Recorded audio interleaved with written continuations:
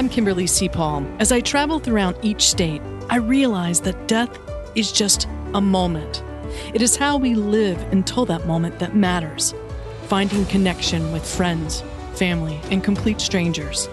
Journey with me. This is the Live Well, Die Well Tour.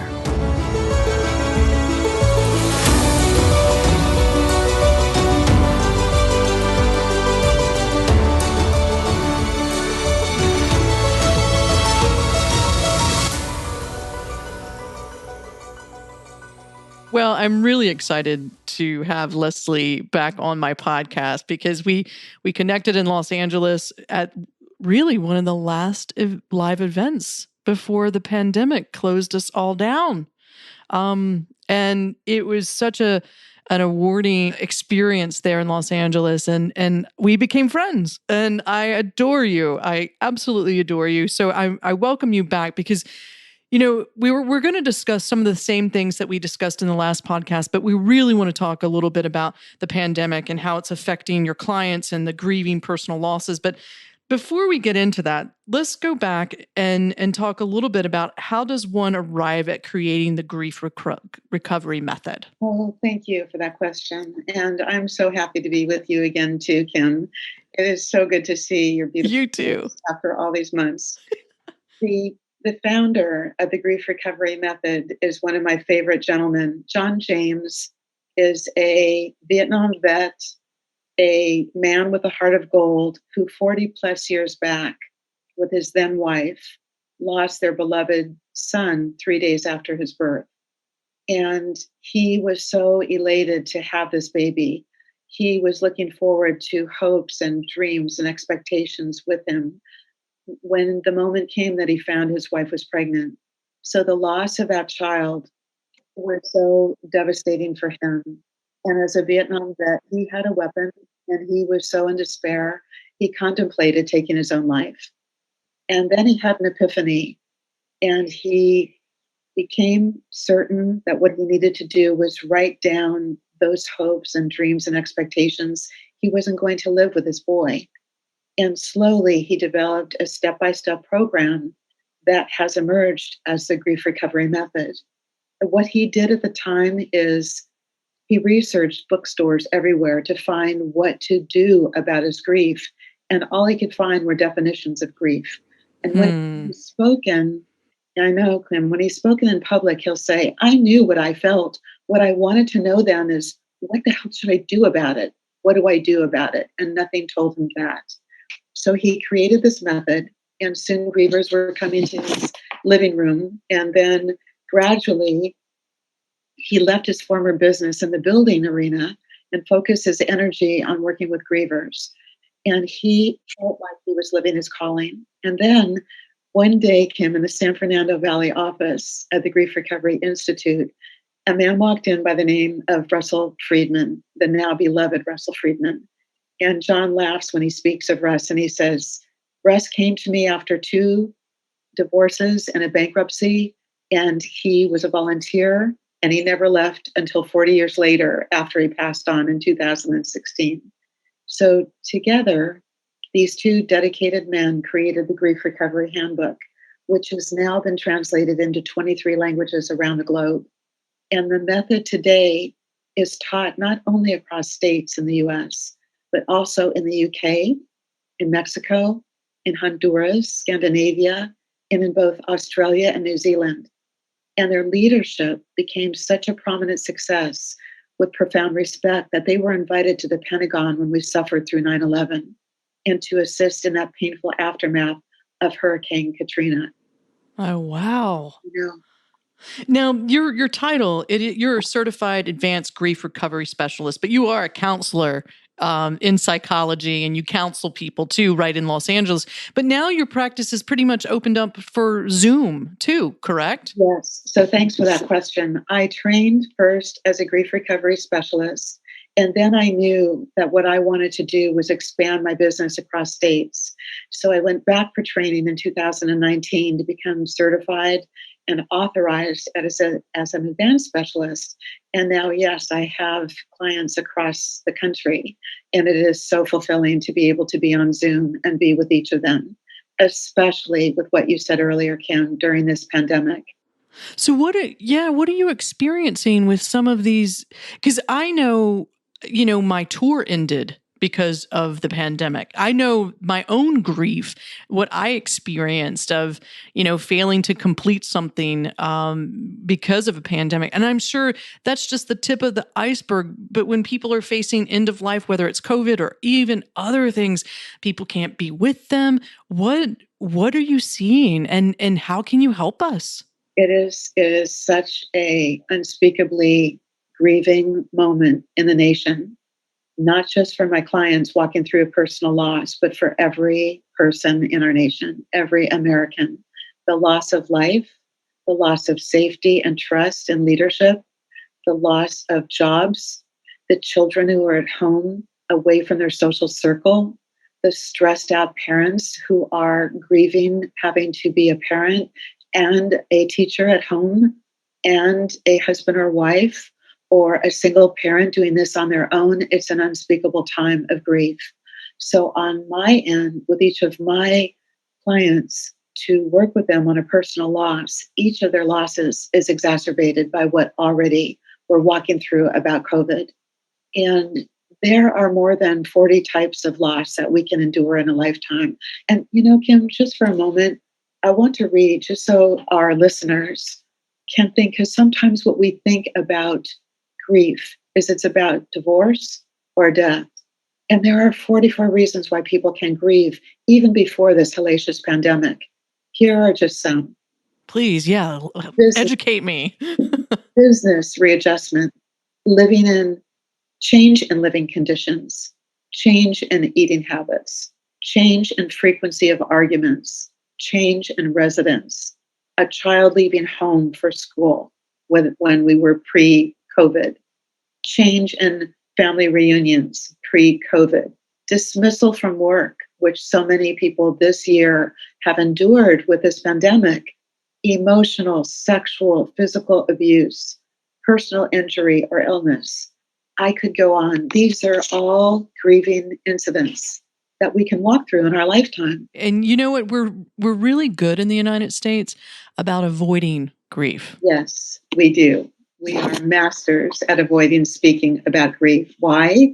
Because in our culture, like you and I have discussed earlier, we sell happy meals. We do not know as a Western culture how to dig deeper and talk about grief and loss. And that happens every day in so many different ways. I think it would be productive to just talk about the definitions of grief. Please, yes. Grief is a normal and natural reaction to loss. However, what we do in our culture and the way we respond to it is often not normal. It's not natural. And in fact, many times it's unhealthy.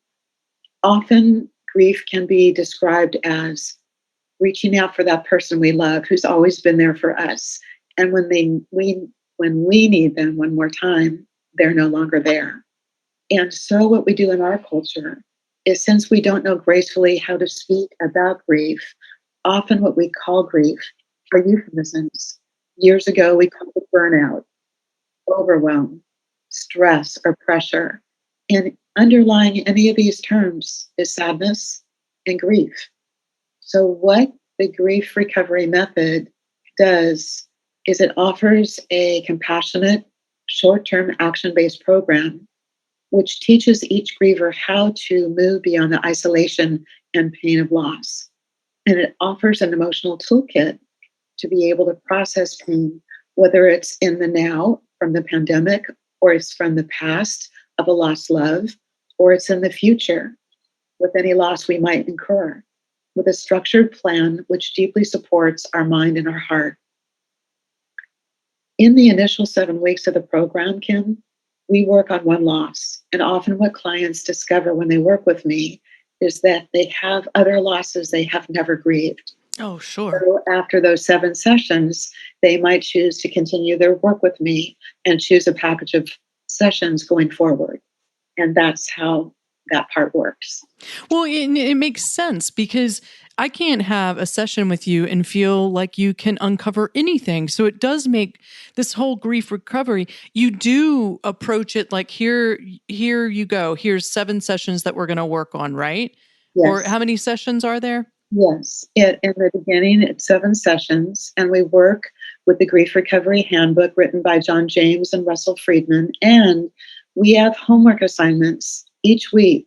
So this is not a process group where we sit and we talk about how we're hurting. And the next week we sit and we talk about how we're hurting again.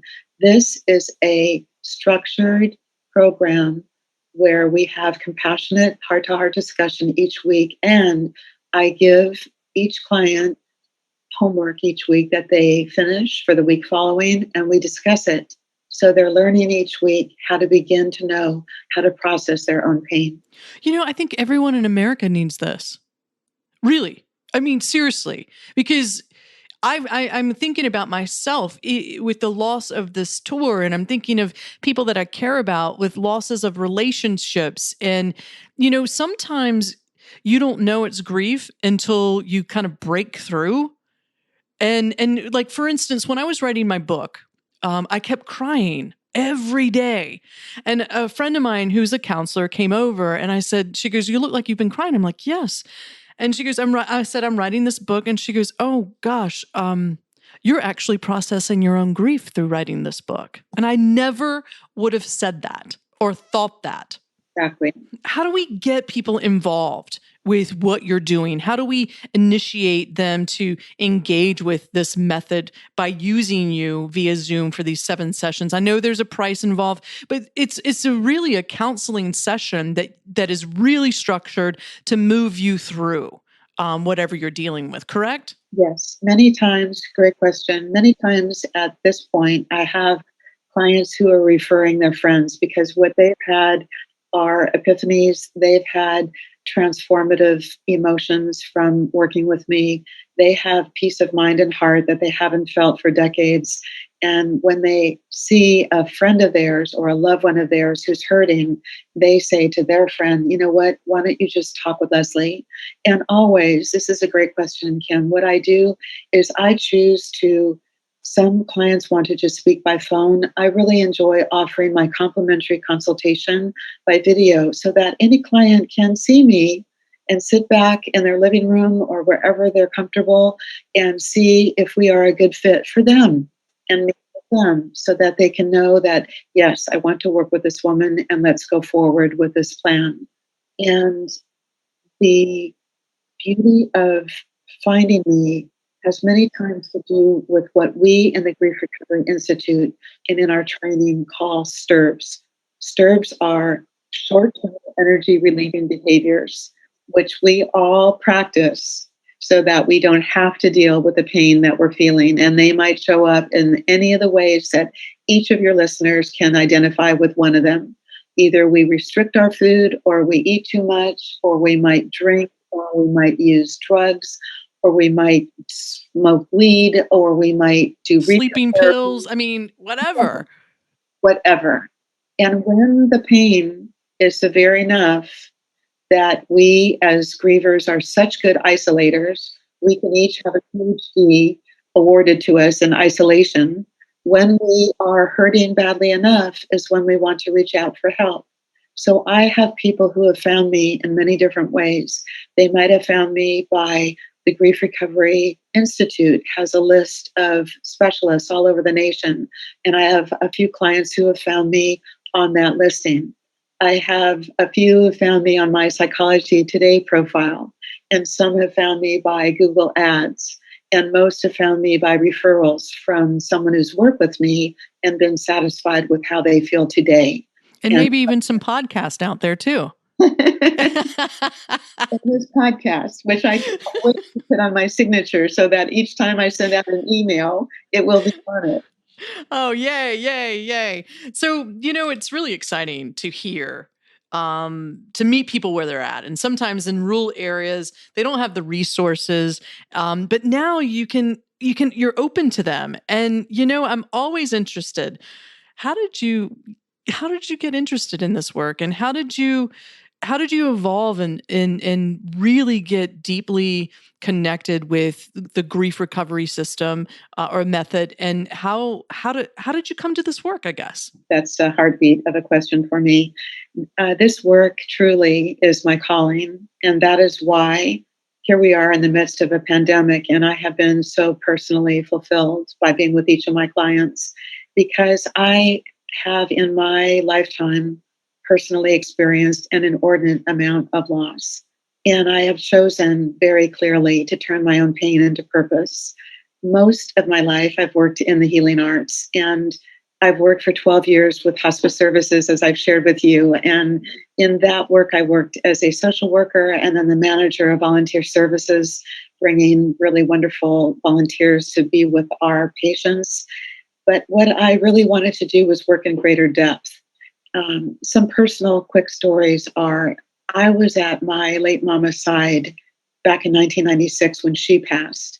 And I cared for my late father before he passed in 2000. My dad and I were so very close that although I was with him for 11 days before he died, he waited for me to exit his bedside on that final day. And I am certain that he did not want me present to watch his last breath as my protector daddy. That's an amazing story. Yeah, just so close. He gives me messages all the time. I love that. I have grieved all of my many aunts and uncles on either side of my parents' families. And unfortunately, I have lost friends to an auto accident, to a plane crash, to suicide, to dementia. And during the 80s, I lived in San Francisco for many years. And I, in the 80s, lost way too many friends to AIDS. Bless you. Thank you. So I really can honestly say, in working with each of my clients, that I have lived through and I have experienced loss. What I also say is that I will never tell any client, I know how you feel, even if they have experienced a similar death, because I don't know how my clients feel. I only know how I felt with my innumerable losses. And so I listen with an open mind and heart to how they feel. And I teach them not to compare their losses with any other person because they grieve 100% of each of their own losses. You're such a beautiful soul. I'm so glad I know you. I love that you show up for people, and that your experiences have brought you to this crossroads to helping other people with their own grief. But I should say but I know I'm not the only one. My thing is, why are we so bad at showing up for those that are grieving? I mean, why are we so bad at this? We don't have training for grief and loss in Western culture. We sweep it under the carpet. We sell Happy Meals at McDonald's. Right. I love that analogy, by the way. It's amazing. You know, it's so real for our culture. We are a fast-paced culture. We've slowed down. We've been forced to slow down because of the pandemic. We do not know, nor have we been taught, how to deal gracefully with grief. And with the current tragedy of COVID, now we are looking at such frightening statistics of heightened divorce rate, heightened suicides, heightened homicides, heightened domestic violence. We don't communicate well about sadness and grief. And this is the result. Even, Kim, before COVID, we were having an opioid crisis in our country. The CDC, the Center for Disease Control, was effectively stating that we are losing life expectancy rates before COVID because of the opioid crisis that challenged our country. So we need to be taught how to gracefully say, I'm so sorry, or even not even, I'm so sorry for your loss. One of the things one of my precious trainers has taught me is to ask about when a person dies, tell me more about that person. Tell me about his or her life, as opposed to just, I'm so sorry. Or how about saying, I cannot fathom how you are experiencing this. Tell me more about your loved one. Yeah, usually I was talking to a friend the other day. Her father was just diagnosed, And I was like, I could not think of anything else to say. It's like, this sucks. This sucks. And there's nothing that I'm going to say that's going to make it less sucky, but I'm here and I will keep showing up for you.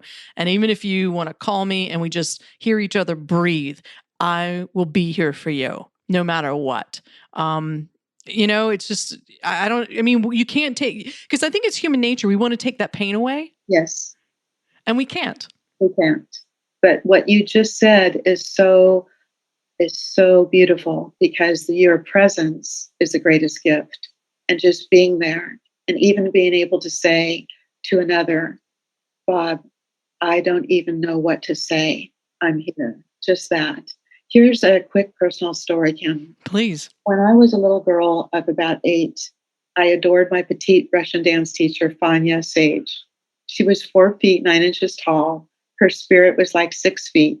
She was my inspiration in grace and dance until I was 15. Every week I was with Fanya, except when she went away for the summer to study then with the icon dancer Martha Graham in New York every summer. Whoa, wow, okay. Then, this is many, many years ago. And she would pretend, rather, she would return to our classes, and she was relentless with our class. And she would say, pretend like you're being held by a golden cord from the top of your head that stretches to the ceiling, and walk tall as you dance across the room.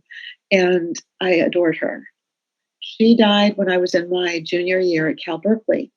My mama, bless her heart, who meant well, did not tell me of Fanya's death for 2 more years. When she told me, I was so furious. I had a meltdown with my mother and said, why didn't you tell me? So I could have at least gone to her husband and hugged him and said, I'm here. What can I do for you? Anything. And my mom truly did not know what to say. And she was protective of me. And she probably thought at the time that she was wanting to let time pass so that it would hurt less in her mind's eye. And years later, when I walked through my grief recovery method training, I was able to totally forgive her, understanding that she meant no harm. She meant no ill. She just didn't have the words. No one trained her to be able to deal with grief and loss. Yeah. And the story with Rob and him protecting me and not wanting to see him die and go through that process. It is a long journey when you're jolted like that. It is. And even throughout the tour, talking about him and everyone kind of, I think in a romantic sense, goes to that story because they want it to be a fairy tale, and it's hard to that long arc of grief is still there for sure. Yes, it is. I would like to just return to better answer your question a moment ago of Sure. how we deal with loss and the misinformation that we have as a culture.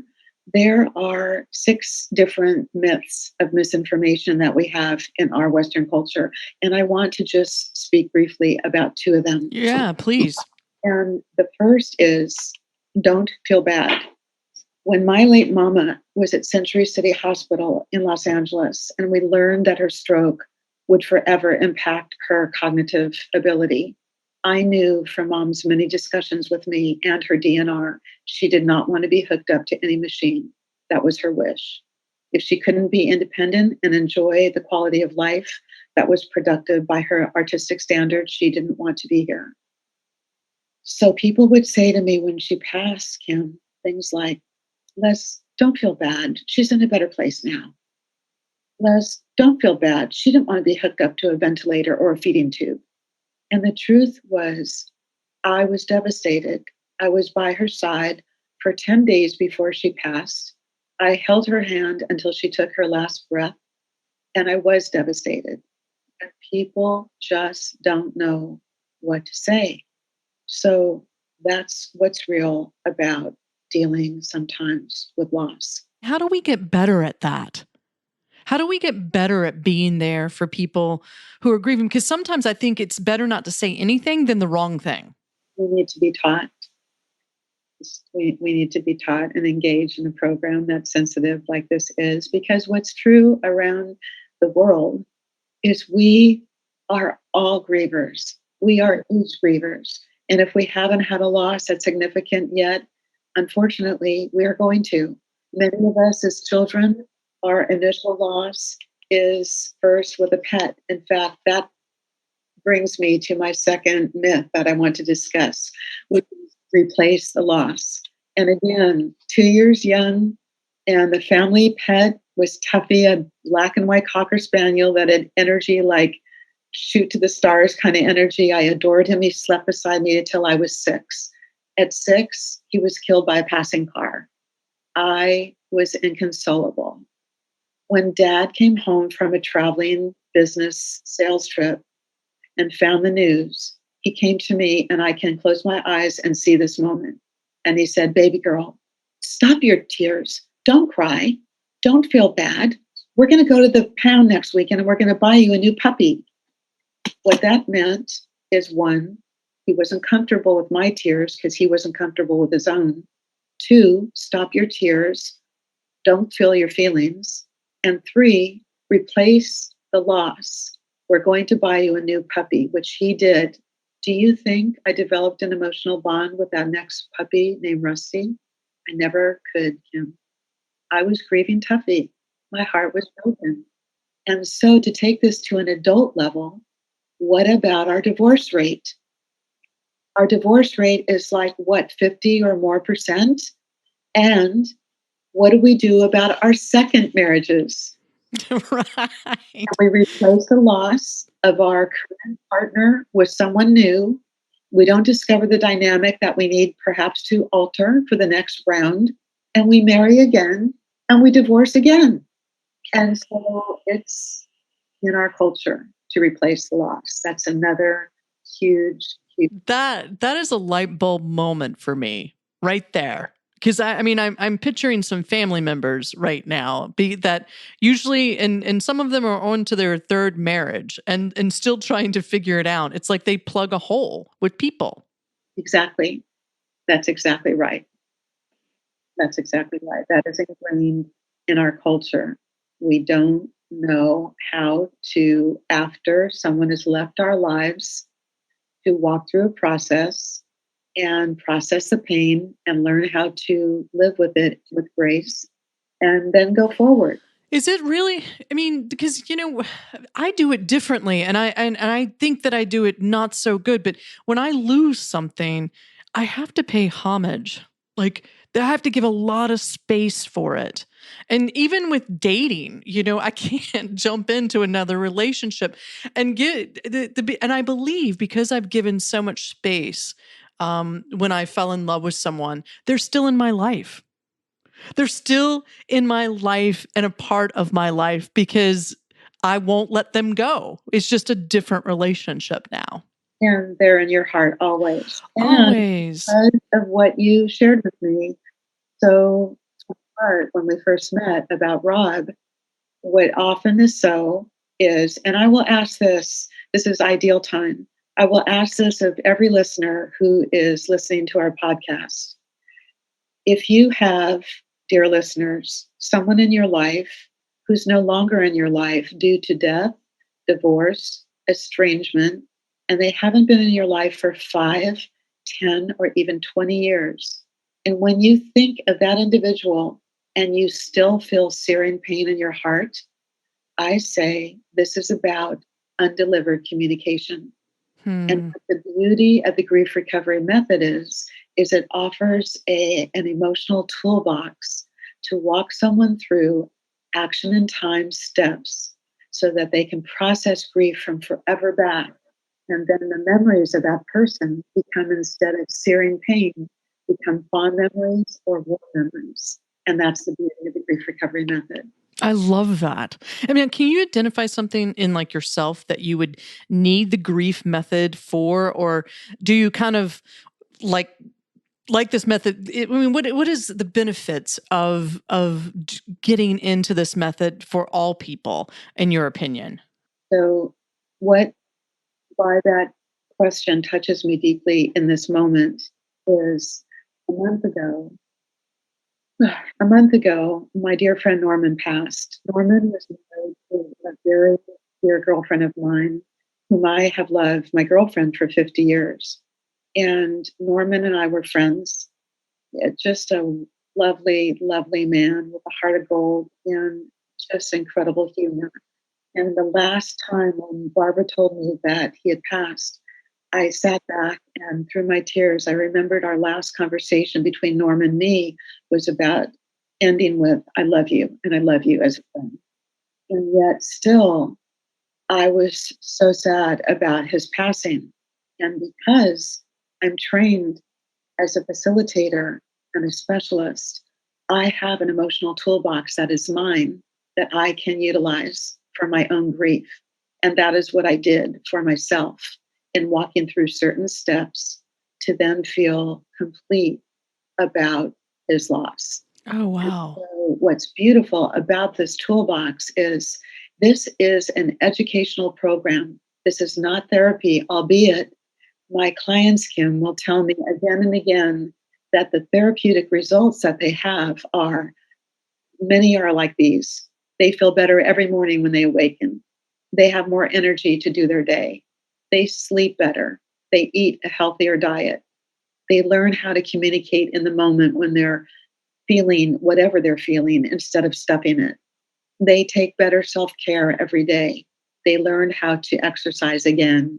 They feel Mm. more resilient about life going forward, and they have more peace of mind and heart. And instead of what I just said yet again, instead of thinking about that loved one with searing pain, they begin to be able to remember those lovely memories that were golden with warmth and fond memories instead of heartache. I So love that. those are the results of this methods program. I love this method. No, now, here's a question for you. I mean, can you have grief for someone who's not dead, like for whom you have to create boundaries in a relationship? Like a unique kind of grief. Absolutely. So what you're asking that's so commonly experienced is sometimes we have to step away from someone who's been in our life due to complete differences in ethics, morals, perhaps even politics, or whatever are the differences between us. And we want to hold this person perhaps in our heart, but we want to create boundaries in walking forward without them. When we take these action steps, through the grief recovery program, what we learn is how to release that person with grace. And what we learn is how to speak about and talk about those things that we wish perhaps had been different or better or more with that person, that we had taken steps about such things as what I wish I would have done that had been different, better, or more. And we need to let go of what we wish they had said or done that was different or better or more. And we need to work with a facilitator, a specialist like me, to also let go of those lost hopes and dreams and expectations that this person from whom we're now estranged, we're not going to live those expectations with them. And we need to be at peace with that. And that's what the method can also give to us. I'm loving this method. I'm loving this method. I really want to dive in and really do some self study because I think the grief recovery method can really help me in my life too. And I work in the grief and dying industry, so if I feel like I need it, I think anyone. This could be so successfully about getting unstuck and really embracing life for what it is. Now, I know we mentioned this earlier, but how do you offer your work? Because I really think this is important to dive into and talk to me a little bit about how long the method is. Again, just to recap a little bit before we leave. I offer first a complimentary consultation, which I mentioned earlier, but I like to offer it on a Zoom call if a client, a prospective client, is comfortable with that, just so that we can talk without any fee to them to talk about the beauty of this program. And the program is a 7-week program initially. We choose a date and time that's consecutive and the same time each week. Depending on the homework, the session might be an hour or an hour and a half. the client does homework during the week or the next week. And I have chosen over time to offer the program as in a concierge-like style. What I mean by that is I know that what's going to come up are conflicting feelings every week about walking through the reading and the emotions of a loss. So if someone needs to reach out to me during the week in between sessions, I welcome that. They can call me, they can email me, they can send me a carrier pigeon, whatever they need to do to contact me. I love it. We can talk between sessions. And then usually during the middle of those 7 weeks, they might be saying to me, Lesleigh, this is bringing up my loss of my Aunt Marion. And gosh, I realize I need to work on her too. Then at the end of 7 sessions, if they want to continue forward with me, they can, and they can purchase a package of ongoing sessions if they like. And if not, they're wonderful with those 7 sessions, and they've learned a lot to go forward. And they have an emotional toolbox that is theirs for keeps. And they have the handbook, which is part of what I send to them immediately when they register and pay for the program. Wow. Wow. So how do people get in touch with you? My website is LesleighJTolin.com. I'll spell it LesleigHJTolin.com. My phone number is 310-570-1337. I'll say it again, 310-570-1337. And if anyone is more comfortable with email, it is simply Lesleigh J. Tolin, as I just spelled it, at gmail.com. LesleighJTolin@gmail.com. What if I wanted to gift this 7 sessions to someone? Is that possible? It has happened already, and yes. Because I'm thinking of someone very dear to me, and I just think this could help them, really, really help them.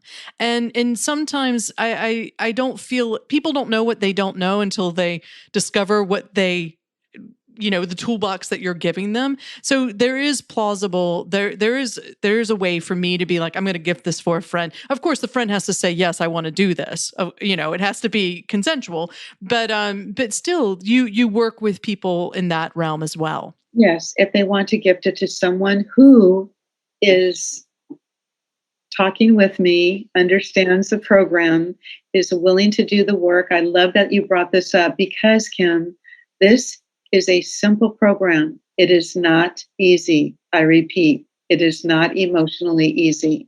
It has steps that bring up conflicting massive emotions. I get it. And it's normal and natural to feel that way about this program. But the transformative effects are so profound.